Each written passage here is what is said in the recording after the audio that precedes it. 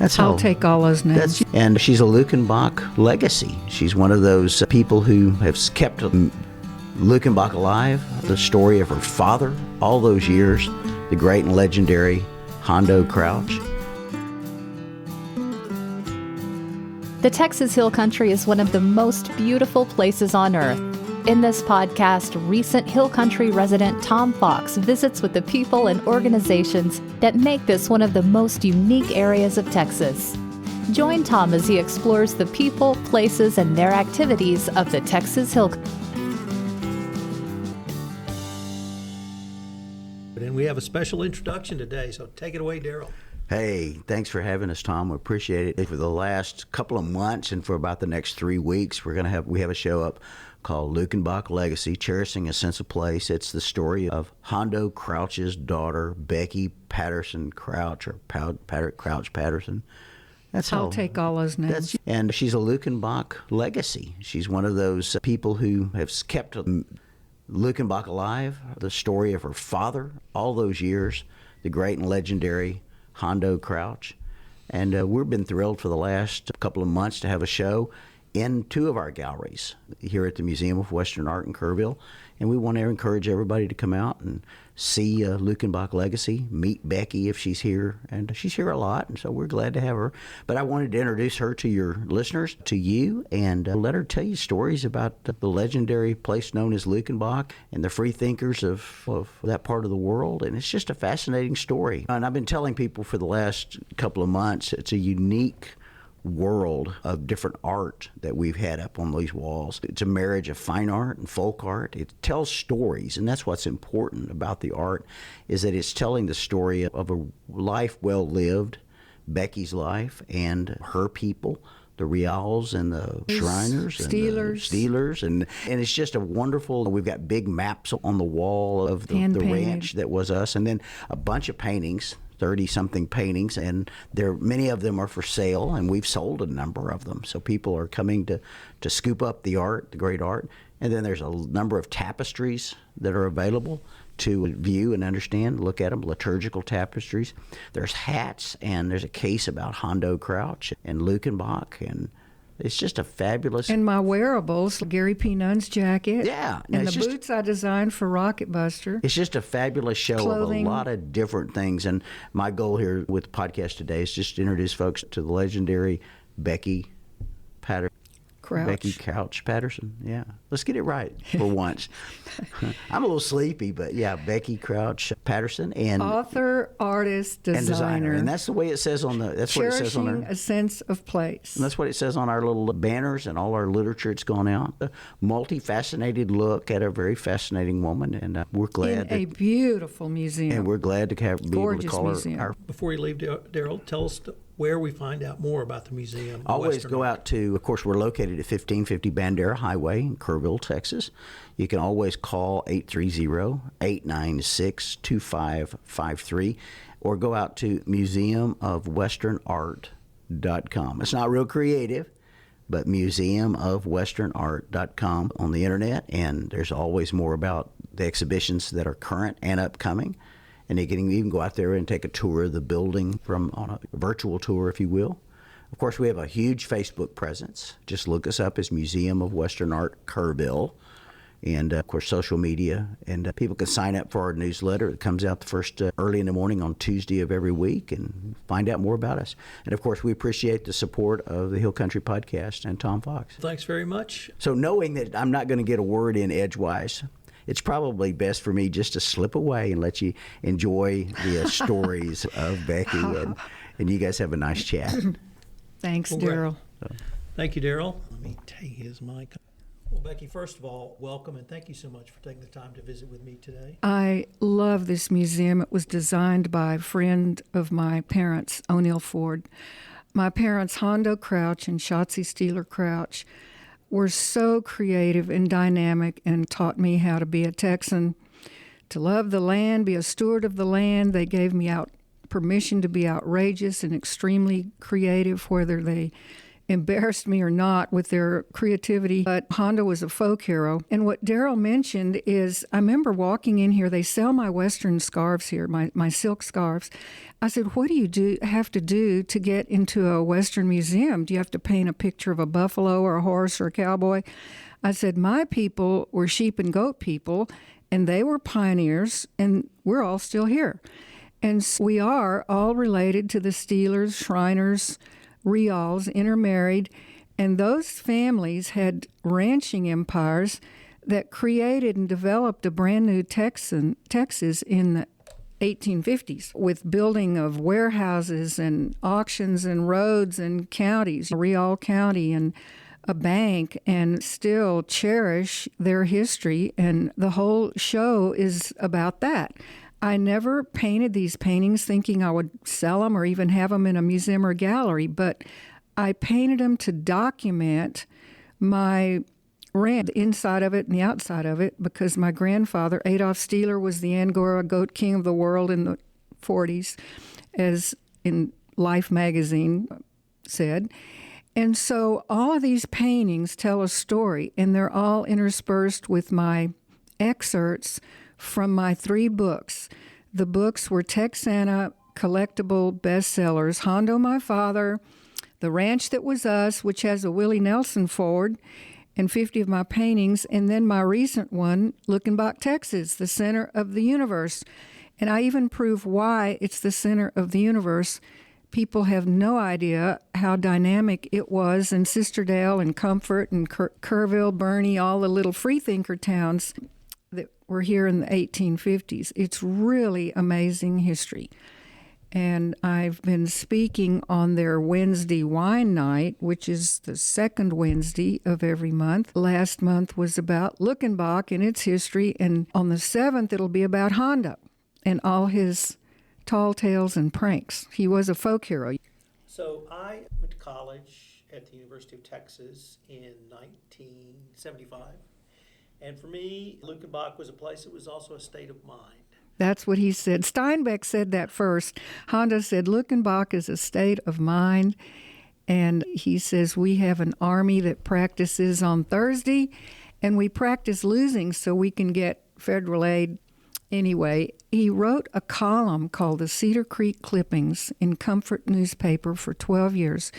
And it was a social satire, and all his characters were either minorities. He'd make fun of us making fun of minorities, and it was just a hilarious social satire. And Luckenbach became his real Cedar Creek in real life. And there's just so many fun stories about that era, because he died in 76, and then that song came out, Let's Go to Luckenbach, Texas. So it's still there, even though it's being surrounded by a lot of new developments and gated communities, and it still tries to stick to the same little and less is more.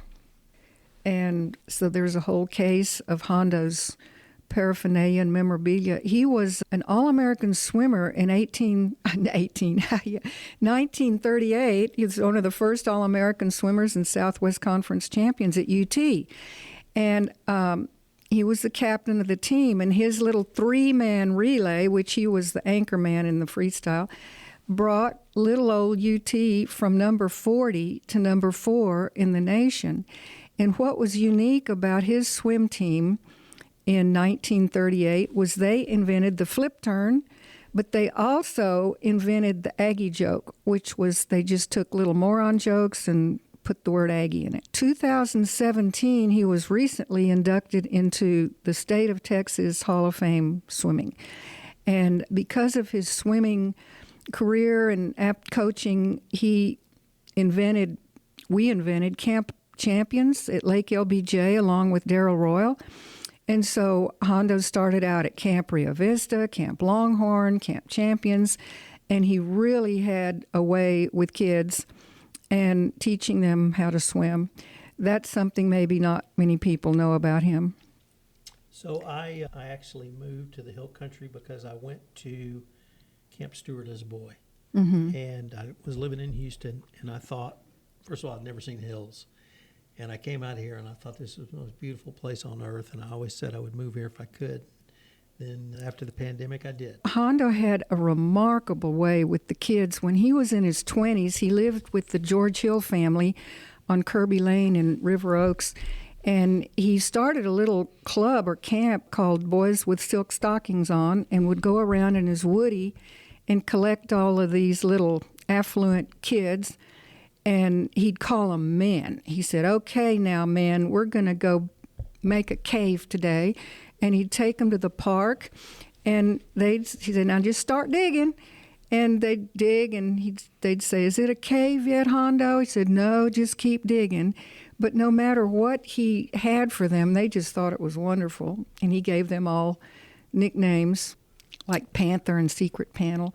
And then in his Cedar Creek clippings, he wrote about those little kids' camps, and he called them BRATS, BRATS, which stood for Boy Rangers and Tomahawk Slingers. You mentioned free thinker communities, and then you mentioned some of the ancestors of your family and then the other families in this part of Texas. Those people were very different than the original settlers. Yes, Comfort in the 1850s, a huge amount of Germans came out of the 300 Germanys. They were persecuting anyone smart, intellectual, philosophers, doctors. So they all came to Texas, and mainly the freethinker towns, let's see, Castell, Esterdale, Luckenbach, Comfort, Bernie, were some of those towns. And they were hugely different from the Fredericksburg German immigrants. The Fredericksburg ones were more craftsmen and brewery people, whereas the Comfort ones were more the intellectuals and philosophers and all. And what was dangerous about them coming to this part of the country in that time was the Civil War, because they were abolitionists and they refused to join the Confederates. So that got a bunch of them killed. And that their rules were, they took up a big center area of their democratic utopian society in the middle of Texas, but their rules were you couldn't have a lawyer live in the town because he created trouble or attracted trouble. You couldn't have a church because they didn't like paying taxes like they did in Germany. If you wanted to go to a church, you had to move to New Braunfels. They finally got a church in Comfort 50 years later because the train wouldn't stop in a town without a church. And they welcomed runaway slaves and free education for the Mexicans, the blacks, especially women were very educated. And so these were some of their rules. And when it came time you're either a Confederate or a Unionist, they stuck to their guns being Unionists. And in Comfort is the only monument to the Union this side of the Mason-Dixon. But my 16-year-old uncle, Heinrich Steeler, and his 18-year-old friend, they were hunted down, killed, hung, disemboweled, put a sign around their neck calling them spies, because the governor allowed them to leave at a certain time. And as they were leaving Texas to go join the Union around the corner, they were all bushwhacked and murdered and killed. And they didn't stop killing them after the Civil War. They kept hunting down what they call these Dutchmen and kept killing them and hanging them without any trials. It was really... So I would say that the German immigrants' main enemies were not the Indians, they were the Anglos. And the Germanness here in Texas was very advantageous. For example, Moisebach, who was the head guy of the immigrants, and he had bought all the land around Fredericksburg with his own money, he was able to make that peace treaty with the Pennatuk Comanches because he was German. The Comanches hated the whites and the Mexicans, but the Germans treated them like equals, and that peace treaty allowed like 10 million acres to be developed and settled without any trouble. So Luckenbach, that little building, which is our mall, it's both a post office, general store, beer joint, they traded with the Comanches there and had no fear of them at all. So I also tell about Jacob Brodbeck, who invented the first flying machine, a Luckenbach resident, in 1862, 40 years before the Wright brothers. So there's amazing facts in my Luckenbach book, Luckenbach, Texas, the Center of the Universe, that a lot of people may not know about. So let's turn to growing up in Luckenbach. I didn't grow up in Luckenbach. Where'd you grow up? I grew up on a ranch nearby. Sheep and goat cattle is what my parents raised on a ranch. And so we were ranch kids and always were. And so growing up there, I went away to school in high school, St. Stephen's Episcopal High School. And all of us 4 kids were educated in the arts and culture and private schools, even though we slept with wild foxes and raccoons curled up by our heads on our pillows that Hondo had brought into the house. So we lived in a house with all those animals running around, including a coral snake that escaped from a cigar box, and a deer, and the raccoons all had names, and I have hilarious stories with them. My parents were just extremely creative, and Hondo was not this hoorah tobacco-spitting Texan. He was very sophisticated, educated. He got a degree in journalism and physical education. But I guess the most embarrassing story that came from my mother, the thrifty German, is one spring we had 30 orphan kid Angora goats. We had to feed 3 times a day. So this was like in the late 50s, and she put them all in the bathtub, not all, maybe a dozen, and dyed them with dye. We had hot pink, purple, green, blue, dyed, beautiful white, fluffy mohair Angora goats. She put them in the back of the station wagon, which never smelled the same again, and took them and us to San Antonio. That was like going to New York City for me. And she put a little wire pin around a lamp post at Josky's parking lot. Oh, my God. And sold them for $5 with a nipple. I don't think I ever got out of the car. I laid on the floor. But when she went in to ask permission to do this, my brothers went in and somehow figured out how to turn off the escalator. So we were like little wild Indians at times, but we did sell all those goats and got to go see Peter Pan and get a new pair of shoes. And got to go to Josky's. Yeah, and then the embarrassment still didn't end there. She passed a huge big tin of homemade cookies in the movie Up and Down the Line, and I did so want some store-bought popcorn.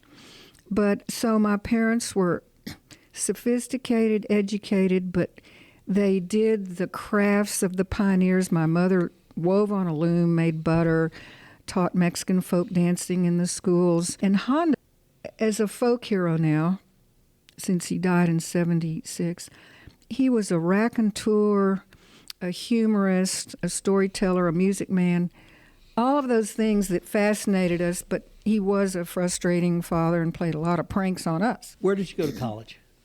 I went to UT. I was a fine arts major at Texas, and the Vietnam War upset our education, or my education, so I never graduated and ended up going to Alaska and Colorado, luckily for those Vietnam years. So we're all UT people. When did you start doing your artistic work in any form professionally? I've been an artist all my life, and I have been a liturgical artist for 40 years. That means I have designed and made furnishings for churches, whether they're stained glass windows, altar hangings, the chasubles, the kneelers, the big tapestries.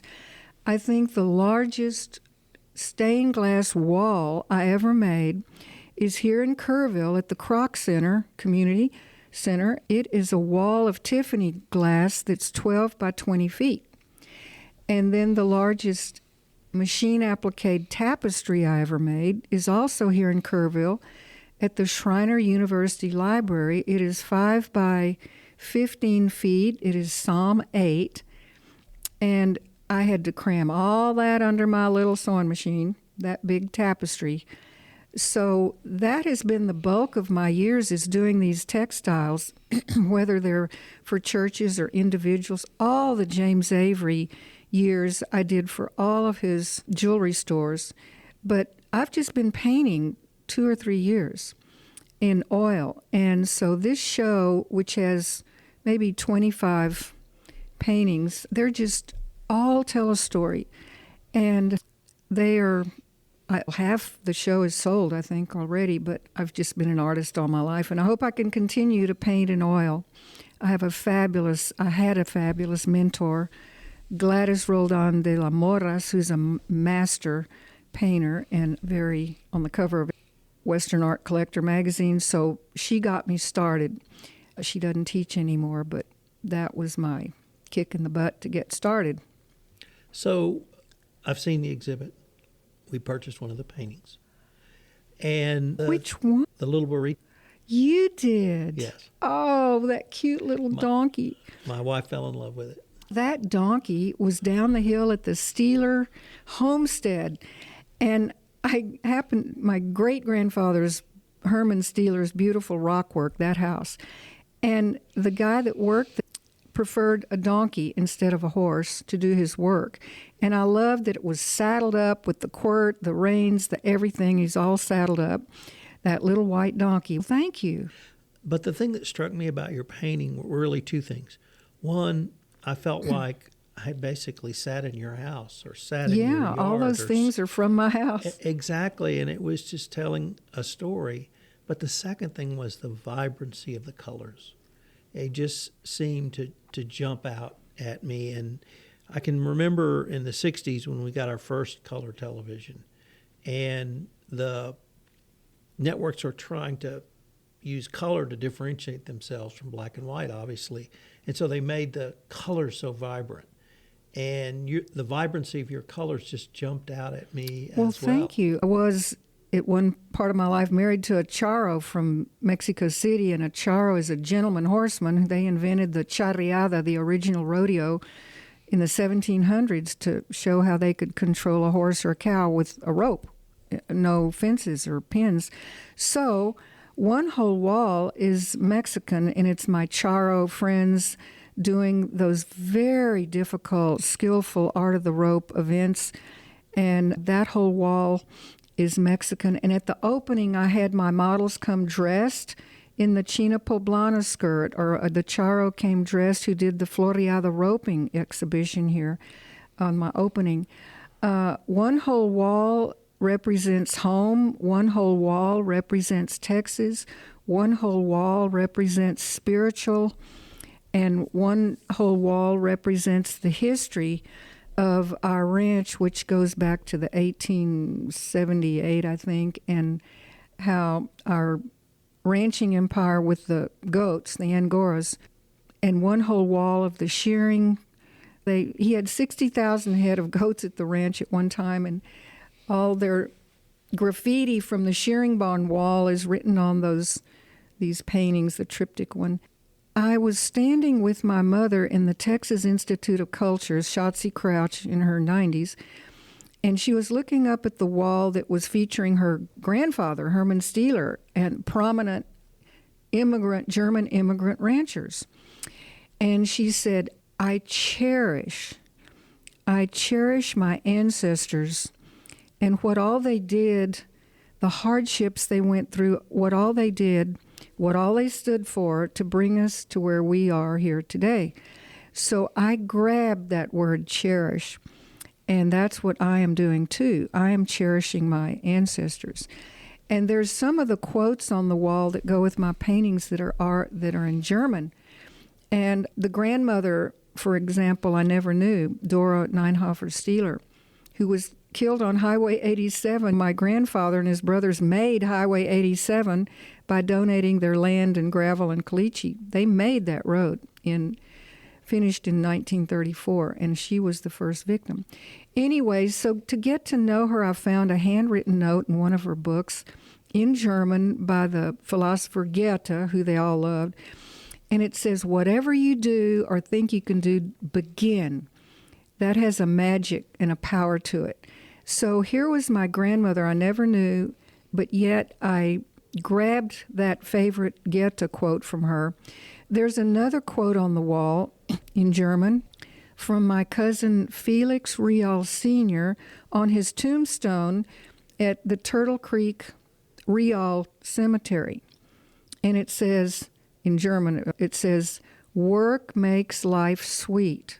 And I had to laugh. I said, that is on his tombstone. It's not "rest in peace." And that goes back to the old German work ethic. There's another German quote in there that says, "Whatever you inherit, earn it anew, that you might really own it." And so I encourage people to write, even if it's one little sentence, one little anecdote, and get it down in the nick of time. Because if it goes through your mind, it may never go through again. And these little quotes and anecdotes can add up to become bigger stories. And that's how I wrote my book on legal pads. I don't even have a computer. I don't type legal pads in cursive. And it reminds me of my thrifty German aunts who, when they pulled the string on a feed bag, they rolled up those strings and made little balls of string, and they crocheted wash rags or even a big tablecloth. So that is my imagery of how little lines and little stories can become something bigger. You mentioned earlier, before we got started, rather, about I think a jacket you created for Gary P. Nunn. Yes, I've created a lot of jackets for the stars. Gary P. Nunn was here Saturday, and we had more fun laughing and talking and telling stories. His jacket is here. The theme of it is Road 281. He wrote a song called Road 281, and that is down the sleeve and the armadillo on the back. And then there's a Virgin Guadalupe jacket I made here, the likes of which I made for Roseanne Cash. And I've made many hats for Willie Nelson, of course. And I had a hat company called Hondo's Hats where we'd get old hats and make them look even older, punch star, vent holes in them, or add horsehair to them. And those have been published in a book called 100 Years of Western Clothing. And then the boots I designed for Rocket Buster Boot Company in New York, and those are published in a book called Art of the Boot. So I've just had fun, feel like putting your history in what you wear. I also have some jackets and vests here made out of old vintage Army blankets with the missions on them. The fabulous 5 missions of San Antonio, in colorful missions on those. And I've designed a scarf they keep selling out here at the museum on the Ramon expedition of 1716, the group of Spanish explorers that came over here in 1716, and they discovered probably 4 of the 5 missions. And those missions are on a scarf. Their whole history is on a beautiful silk twill scarf like the Hermes scarves. They're here at the museum. They are also at the Hotel Emma, and they are also at Mission San Jose and the museum, San Antonio Museum of Art. So I tell people, wear your history, especially with those scarves. The other thing that struck me about the exhibit here at the museum was the tapestries. And I was sorry to find that none of those were for sale. They were all borrowed back because they're huge, and I'd have to jam all of that under a sewing machine. There's a 5-by-6-foot one for Pedernales Vet Center, Dr. Pat O'Neill. All of his animals are in it. He told me exactly what animals to put in it. I put my sheepdog in it, who I eventually ran over. He's immortalized there. The biggest one is from St. Peter's Episcopal here in Kerrville. It is 6 by 9 feet, and that's the biggest one. Of course, there's one from the James Avery people and 2 from Jeep Collins. I have a door here. I remember Darrell Beecham and his curators came to my ranch and said, "Oh, we want that door. Can we have that door?" I was on HGTV for a day, and I thought, I'm just going to paint this door so they can pass by it. But what it is, it's a tree of life with all of my family history on it. And I'm reminded of what my 100-year-old cousin Albert Keitel said. He said, "Becky, we don't own these old houses anymore. We are just the next caretakers. The people who built them own them, but leave your mark." So that is my mark. I painted the tree of life and on there with important symbols on it and indigenous symbols, the agarita, the oak, and it has a it has a Spanish dicho at the bottom, a song that says, Amor se paga, love is its own reward. There are a lot of my paintings in there that are named after Mexican songs. Botas de Charro, Dos Arbolitos, several others, because my father sang those rancheras, and he learned them from the shearers and at the Mexican funeral homes. But those songs are my lifeblood. They are beautiful words. There's Ley del Monte by Vicente Fernandez, the big giant maguey plant in the sunset.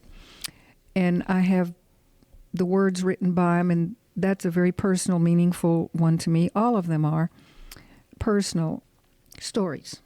David Schmidt, the very famous painter, said, every painting is a painting of you, a portrait.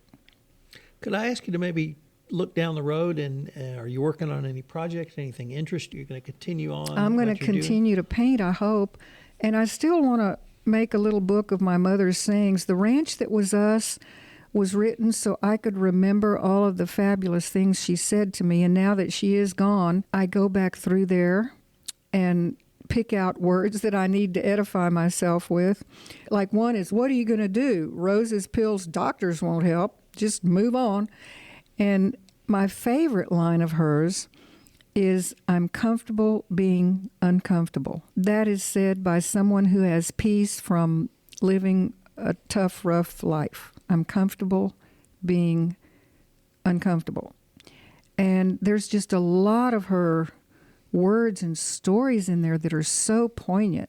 The story about me losing my 19-year-old son, who was a swimmer at Texas, and then my brother, Kerry Crouch, and that's why I started. I remember someone, when Gary P. was here Saturday, they said, what is at the bottom of you creating these pieces? What is at the very heart? And I said, pain. I turn pain into beauty, or I can't survive. So I put Virgin Guadalupes on the backs of jackets, or guardian angels on the backs of jackets to be a protection of those who wore it. And that's why I did that. I do everything for a purpose, and I guess my purpose is create beauty out of pain, because there's been a lot of tragedies in our family. Well, Becky, I wanted to thank you again for taking the time to visit with me. I love the exhibit. It was just fabulous. My wife and I both loved it in all of the different areas you have created. And thanks for letting Daryl bring your stuff down here for us to, and the rest of the Hill Country to see. He really stuck his neck out, and he said my show broke record attendances. And Hondo wrote a little song called Burrito Chiquito, which I won't sing it here, but I'll sing it for you when we're off the air. It's about your little donkey. Great. Thank you very much. Adios. If you're in the Hill Country, I would urge you to go check out the exhibit at the Museum of Western Art by Becky Crouch Patterson. My wife and I have enjoyed it greatly. It's an incredibly poignant and vibrant exhibit that I know you will enjoy. Also, check out the books of Becky Crouch Patterson. I've linked to those in the show notes. If you're interested in the Texas Hill Country, the Texas music scene, the Texas art scene, during Becky's life, there are some great books. I hope you'll join me again for another episode of the award-winning Hill Country Podcast, all on the Compliance Podcast Network.